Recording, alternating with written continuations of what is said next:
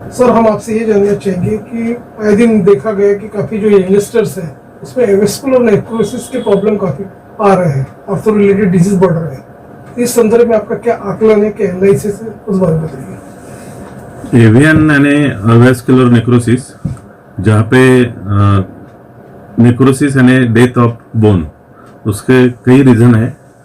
जैसे alcohol consumption या कोई रिलेटेड दूसरा ट्रॉमा रहता है, उसके वजह से वो बॉल का जो रहता है वो ब्लड सप्लाई कम होने की वजह से बोन का डेथ हो जाता है, उसको वेस्कुलर नेक्रोसिस बोलते हैं।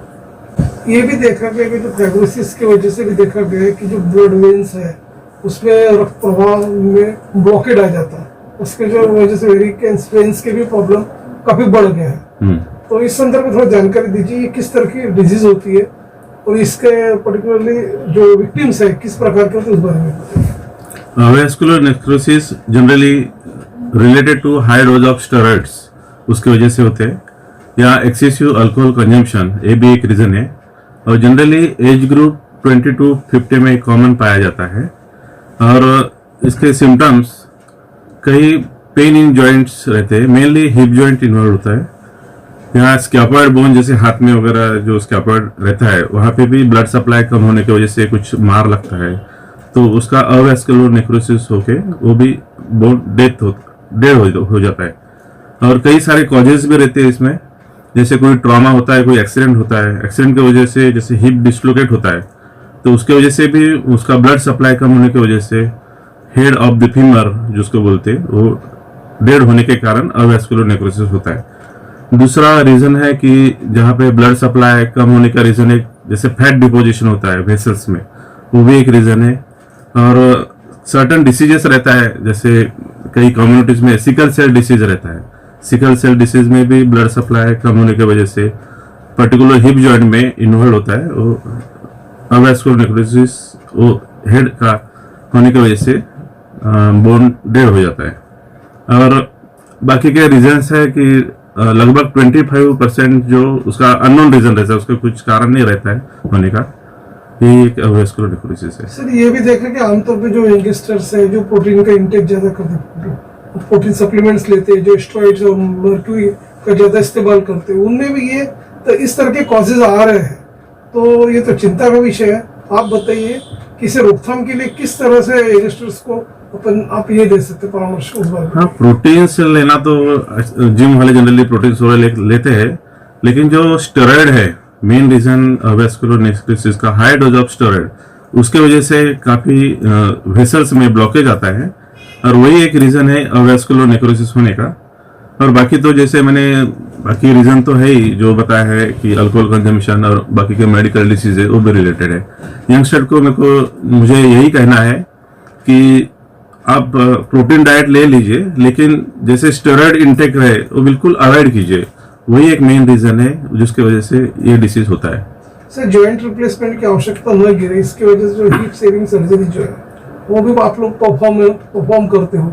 हाँ, थोड़ा उस बारे में आप जानकारी। जैसे स्टेजेस रहता है डिसीज का, जनरली 4 स्टेज रहता है ये डिसीज का। तो पहले स्टेज में जैसे एक्सरे में तो कुछ दिखता नहीं है, फर्स्ट स्टेज में उसके लिए फर्स्ट जैसे पेन रहा है कुछ जॉइंट में तो एमआरआई करना जरूरी रहता। उस स्टेज में अपने को एमआरआई में फर्स्ट स्टेज पता चलता है। फर्स्ट स्टेज में अपन प्रिजर्वेटिव कंजर्वेटिव ट्रीटमेंट कर सकते हैं, जैसे ऑपरेट कर सकते हैं, लेकिन बॉल रिप्लेसमेंट की जरूरत नहीं रहती। उसको कोर डिकॉम्प्रेशन बोलते हैं।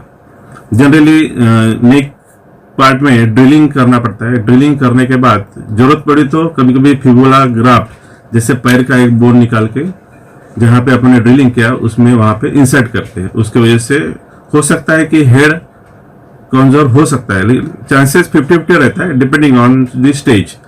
और बाकी के स्टेज में सेकंड स्टेज जो रहता है जनरली अपने को एक्सरे में भी क्लियर दिख जाता है कि थोड़ा सा चेंजेस है और उसमें कोलैप्स नहीं रहता है। और थर्ड स्टेज में साइंस ऑफ कोलैप्स, यानी हेड जैसे ही खराब होता है तो उसकी हाइट छोटी हो जाती है। और स्टेज 4 है जो कोलैप्स ऑन एक्सरे भी दिखता है और ऑस्टियोआर्थराइटिस भी होता है, जैसे कार्टिलेज डैमेज भी होता है। वो जैसे 4 प्रकार के स्टेजेस है, उसके हिसाब से ट्रीटमेंट अलग अलग है।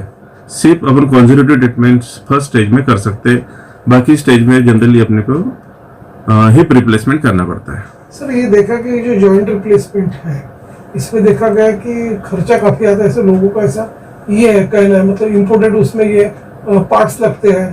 तो आप बताइए, तो ये एक्चुअली कैसे इंडिजिनियस रहते हैं, किस तरफ टाइप के ये रहते हैं पार्ट्स उसके? हाँ, जॉइंट्स रिप्लेसमेंट के उसका अलग से कस्टमाइज जॉइंट्स आते हैं, अलग अलग कंपनी के आते हैं, उसके हिसाब से रेट्स आते हैं।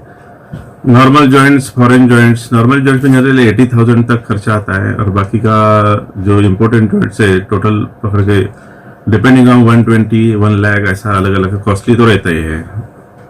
जहाँ तक बात की जाए वर्क कल्चर के भी काफी यंगस्टर्स है जो वाटर इनटेक तो कम है और लैक ऑफ एक्सरसाइज, और सेकंड थिंग सनरेज को उनका एक्सपोज नहीं होने की वजह से भी हड्डी में कमजोरी आ जाती है कि नहीं? तो ये सारे के सारे प्रॉब्लम भी काफी बढ़ रहे हैं। तो ऐसे में आप क्या, आपका एक परामर्श रहेगा? नहीं, वो सन के कांटेक्ट में काम आने की वजह से जनरली विटामिन डी डिफिशियंसी होता है, उसकी वजह से कैल्शियम कम होते हैं। और जैसे अभी तो ये 2 साल के इसमें जनरली कोविड जो भी चल रहा है उसकी वजह से बाहर लोग जाना पसंद नहीं करते थे, उसकी वजह से भी काफ़ी विटामिन डिफिशियंसी या बोन मिनरल डिफिशियंसी हो जाती है। जैसे एक्सरसाइज नहीं होता है, एक्सरसाइज जैसे करेंगे वैसा कि आपका हड्डी का मजबूत हो जाएंगी और कैल्शियम बढ़ेगा, वही एक है। अब जब बात की जाए महिला की तो देखा गया कि उसमें ऑस्टियोपोरोसिस के प्रॉब्लम काफी बढ़ रहे हैं एक पर्टिकुलर एज के बाद। इवन स्लिप डिस्क है, फ्रोजन शोल्डर है, इस तरह के सर्वाइकल के प्रॉब्लम्स, स्पाइन के प्रॉब्लम, ये भी काफी आम बात हो गई है। तो इसे रोकथाम करने के लिए किस तरह का उन्होंने उपाय योजना करना चाहिए?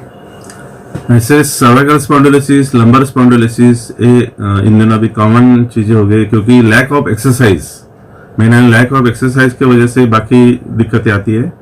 और जनरली कोई भी काम करते हैं तो बेंड होते हैं, अपन कुछ वेट उठाते हैं, तो प्रिकॉशनरी जो भी काफी चीजें उसमें बताने लायक कि ऐसा नहीं करना चाहिए, वैसा नहीं करना चाहिए।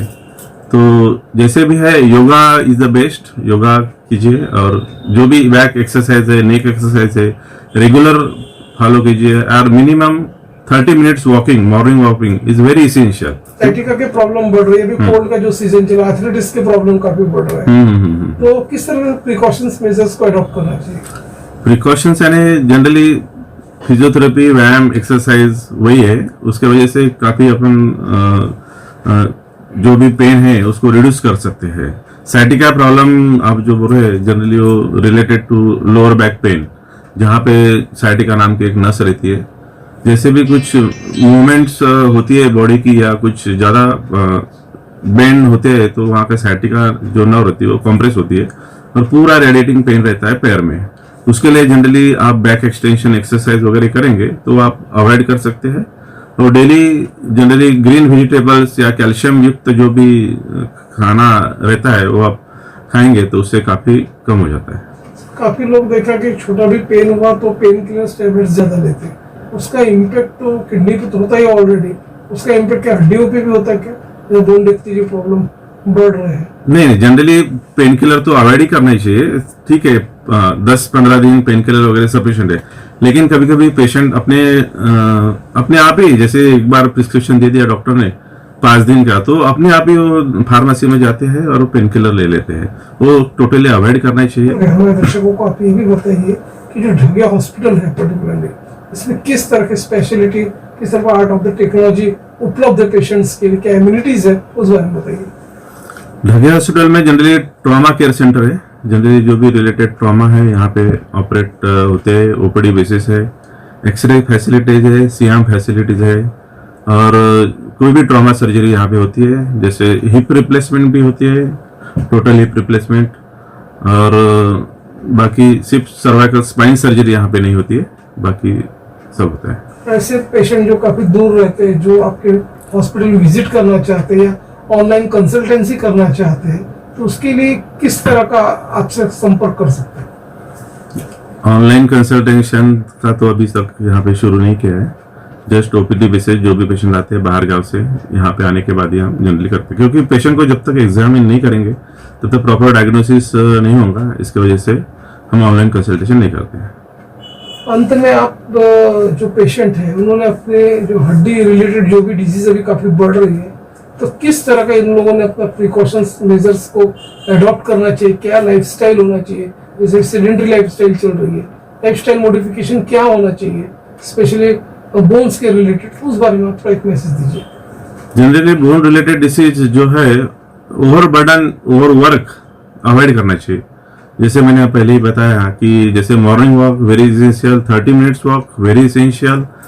आप जैसे भी कुछ भी रहे तो जस्ट सन में आप आधा घंटा 1 घंटा तभी घूमिए, तो उसकी वजह से विटामिन डी काफी मात्रा में आपको आ जाएगा। और vitamin D is very essential for calcium absorption. Calcium आपका बॉडी का अच्छा रहेगा तो बाकी के बोन्स अच्छे रहेंगे। और सबसे बढ़िया वॉक, या आप साइकिलिंग करते हैं तो साइकिलिंग कर सकते हैं, जिम में भी जा सकते हैं, लेकिन जिम स्टेशनरी हो गया, जैसे वो बंद कमरे में हो गया। जैसे आप ओपन एयर में जितना आप एक्सरसाइज करेंगे वो सबसे अच्छा है।